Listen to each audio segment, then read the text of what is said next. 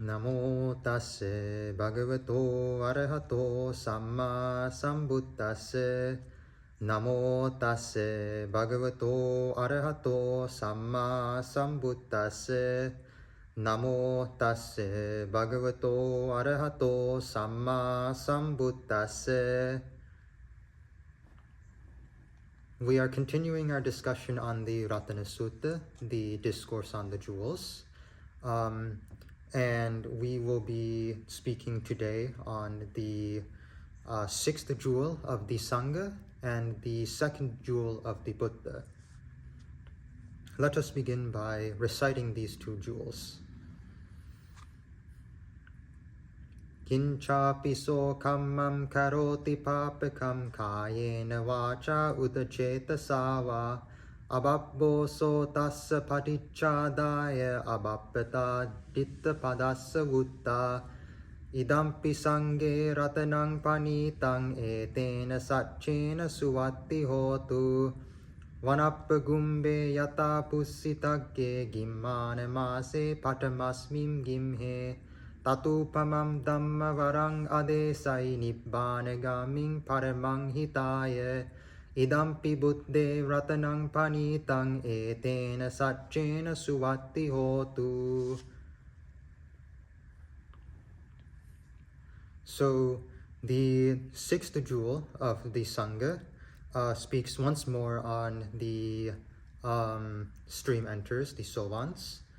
And in our previous discussions, we had spoken about some of the many of the stream enters' qualities, actually. So we had spoken about how they have gotten rid of the three first fetters, that being doubt, their attachment to their ego, their sense of self, and their attachment to useless rites and rituals. But alongside that, they have also gotten rid of the process of immorality. So they've gotten rid of their shamelessness. They've gotten rid of their desire to do any wrong, essentially. So if you see a stream enterer, at the very least, assuming they're, let's say, a lay stream enterer, at the very least, you'll never see them purposefully break the 5 precepts. Because they have no reason to.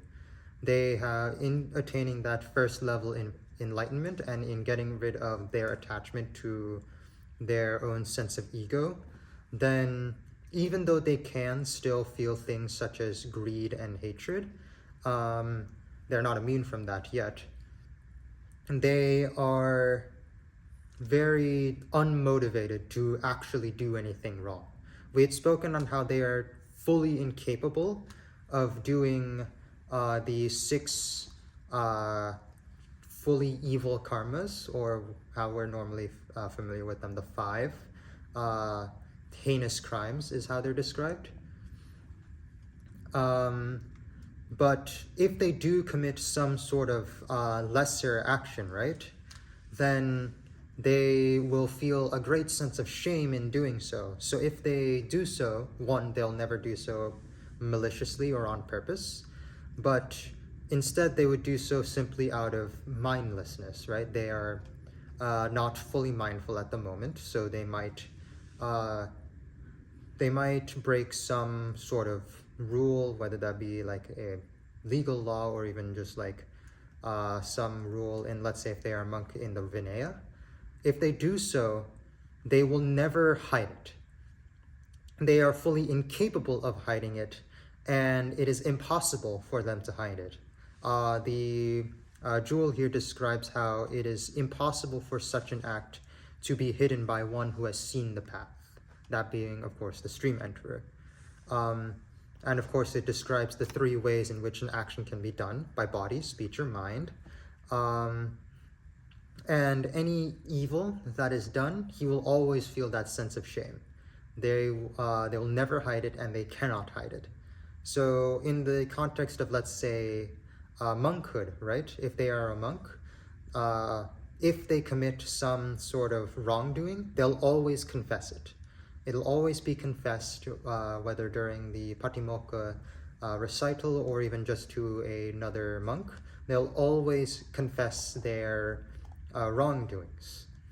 It is said that in the Sangha, right, there's one sutta where the Venerable Ananda had claimed that good friends and being able to be properly rebuked was half of the purpose of the Sangha. And the Buddha says, no, Ananda, this is not so.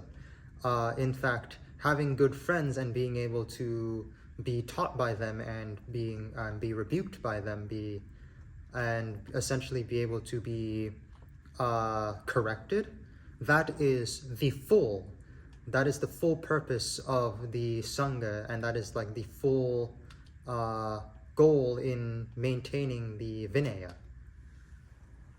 And so for any stream enterer, the act of being corrected is not seen as some sort of like curse or whatever. It's not seen as some sort of thing to get defensive about. They'll never get defensive when they're criticized.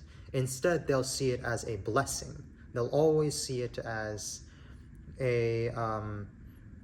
as something that will further their own development. The next jewel, which is the second jewel of the Buddha, speaks of the Buddha's compassion. It speaks of how the sublime doctrine, the one that leads to Nibbana, of course that being our Dhamma, has been taught for the highest good. That being the purpose of getting rid of suffering, entirely eliminating suffering. The Buddha's sole purpose in teaching the Dhamma was to spread this truth that he found himself after many, many eons of grueling work. He finally discovered this Dhamma, and it is in his compassion that he spreads it to the rest of us. And so this Dhamma is described like woodland groves with blossomed treetops appearing in the first heat of the summer season, implying like this Dhamma in the immense heat of suffering is almost like a shade from that. It is what allows us to finally end that suffering once and for all. No other doctrine is fully capable of doing this. The only doctrine that can do this is the Buddha's Dhamma. So that is the sixth jewel of the Sangha and the second jewel of the Buddha. Sadhu, sadhu, sadhu.